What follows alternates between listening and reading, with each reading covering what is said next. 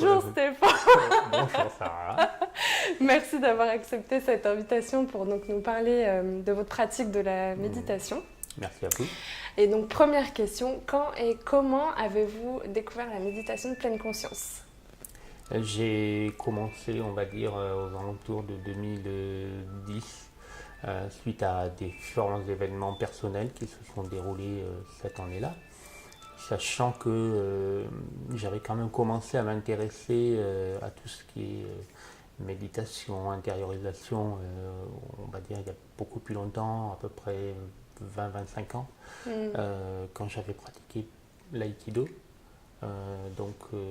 J'avais pratiqué au-delà de l'art martial. Je m'étais intéressé aussi à la philosophie qu'enseignait également le fondateur de l'aïkido. Puis en 2010, il y a eu tous ces événements privés, professionnels, de santé qui se sont mêlés en très très peu de temps. Ça a été un gros choc pour moi, compliqué à surmonter, qui m'a amené on va dire, à essayer de trouver des méthodes pour m'en sortir et pour surmonter tout ça. Et donc c'est là que j'ai, entre autres, j'ai trouvé la méditation et la pratique de la méditation. Et quand vous dites que vous l'avez trouvé, c'est que quel contenu, ou peut-être un livre, ou comment ça s'est fait, là, cette rencontre? J'ai pas mal lu aussi sur les sujets, comment surmonter. Je suis assez autodidacte dans tout, donc je lis beaucoup. Donc j'ai quand même pas mal lu, j'ai trouvé des articles sur les bienfaits de la méditation, les bienfaits de la pleine conscience, les bienfaits du zen et autres.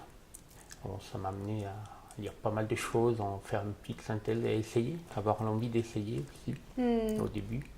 On commence à pratiquer, on tâtonne, petit à petit, puis on met des petites couches, des couches supplémentaires, et au final, après, on arrive à une pratique. Moi, je me suis construit ma pratique, quelque chose dans lequel je me sentais bien, qui me faisait du bien.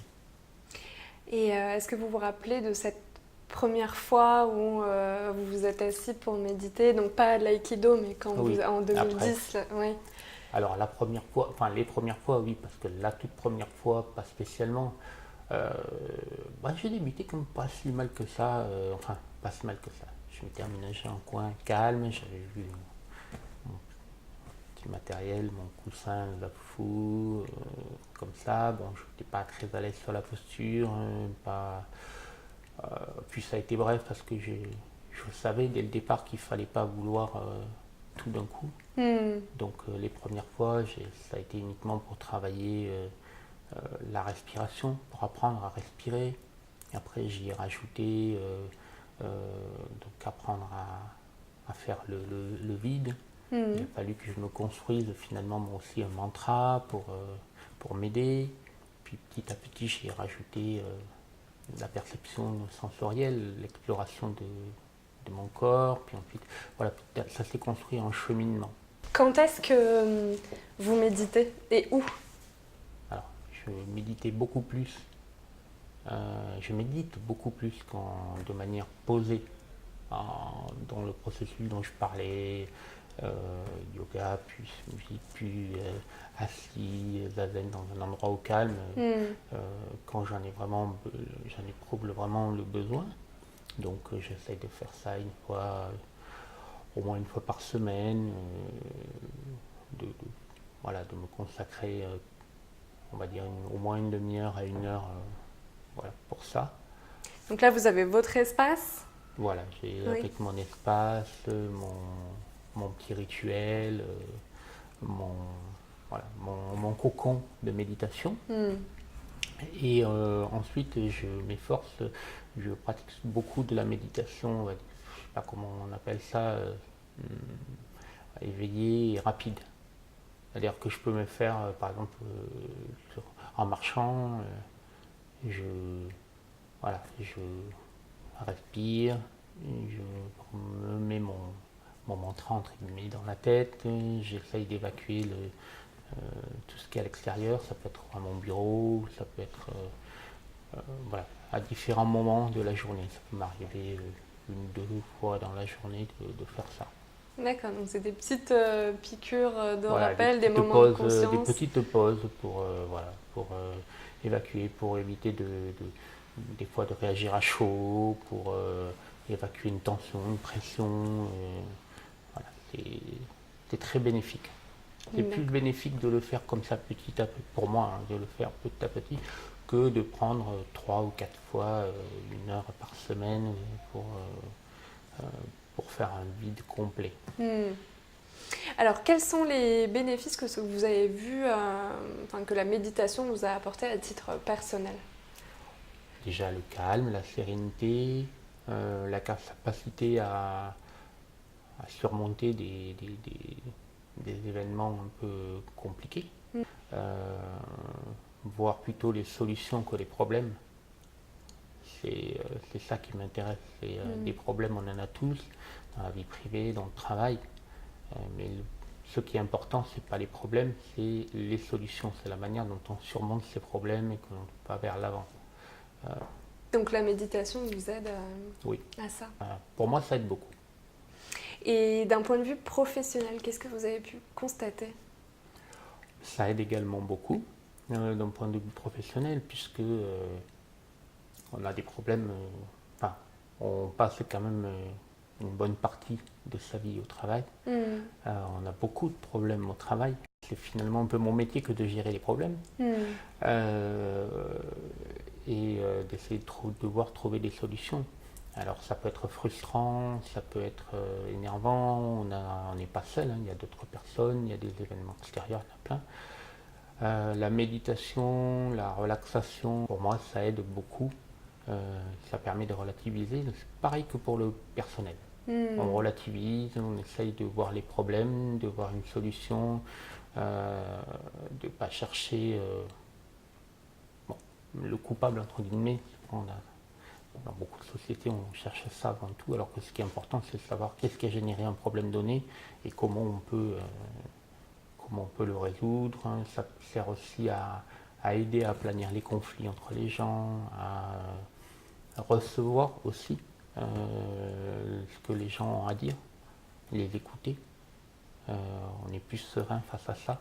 Ça, vous l'avez vraiment ressenti dans oui. votre rapport aux autres? Oui, parce que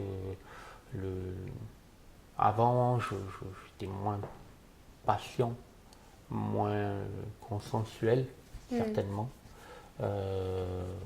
Après, petit à petit, c'est un cheminement et que j'en suis encore très, très, très, très loin aujourd'hui d'être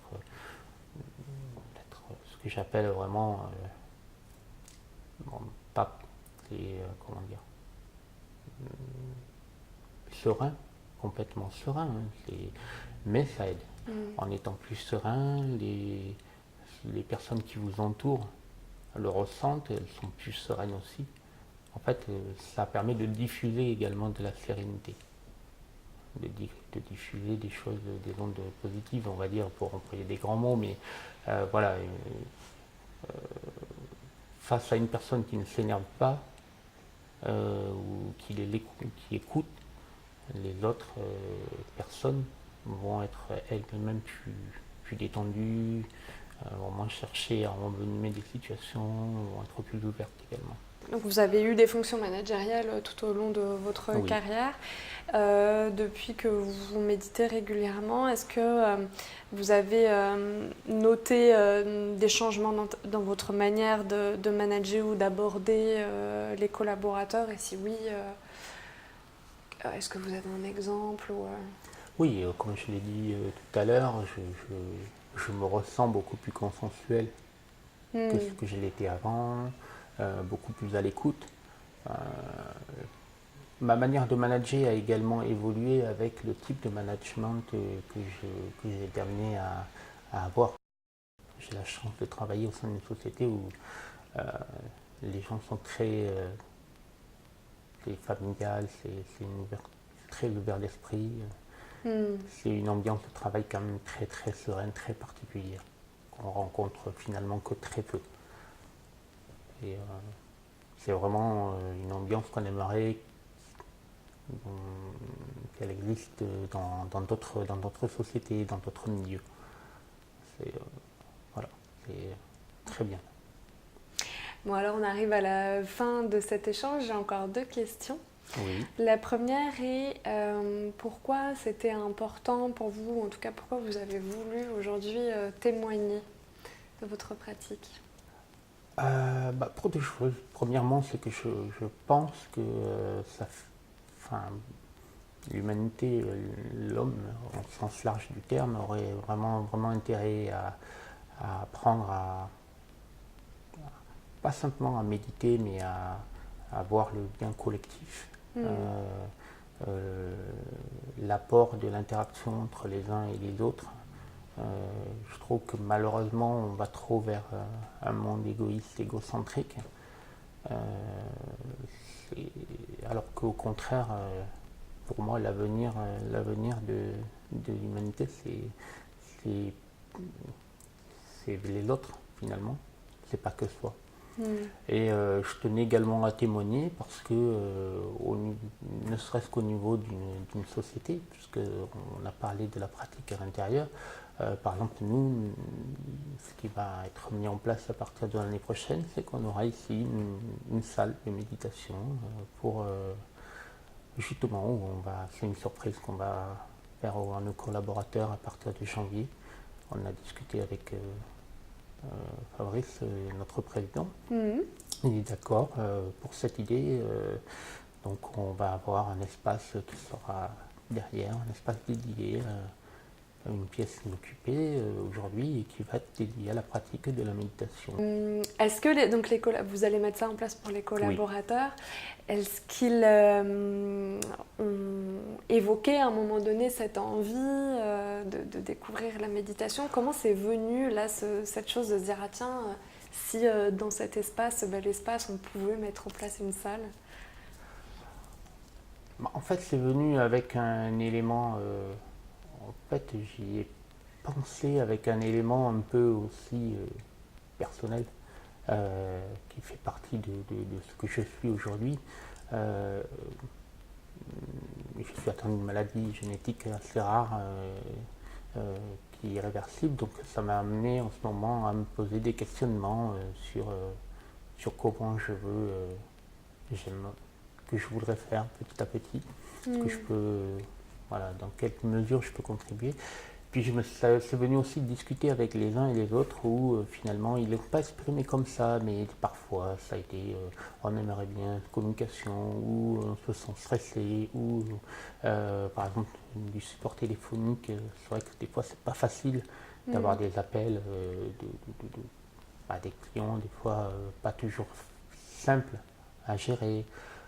Je me suis dit que en plus d'être dans une société, je sens que Weda est vraiment ouvert, du moins les dirigeants sont ouverts à ça. Et donc je me suis dit que ça valait le coup d'essayer. Pour terminer, si vous aviez un message à passer aux dirigeants et aux managers qui nous regardent là, qu'est-ce que vous aimeriez leur dire? J'aimerais leur dire tellement de choses. Déjà tenter l'expérience de la méditation pour vous-même, et puis surtout au-delà de la méditation, de la relaxation, de la pleine conscience, c'est le côté humain. C'est qu'ils s'aperçoivent que traiter les autres avec respect, les écouter, vraiment former en groupe, c'est beaucoup plus efficace que les méthodes de management, on va dire, plus dirigistes, plus néfastes. Un collaborateur sera beaucoup plus efficace, beaucoup plus productif, beaucoup mieux dans une société. Il aura pas envie de partir, il sera bien. À partir du moment où une personne est bien dans sa vie privée, une personne est bien dans son milieu professionnel, elle va elle travaillera mieux déjà et elle se sentira mieux en dehors du travail aussi. Je pense qu'il faut vraiment pas être dans le conflit, pas être dans le trop directif, mais plus collaborer. C'est ça le message que j'aimerais faire passer. Merci beaucoup. Merci, à vous. Puis à bientôt. Et à bientôt.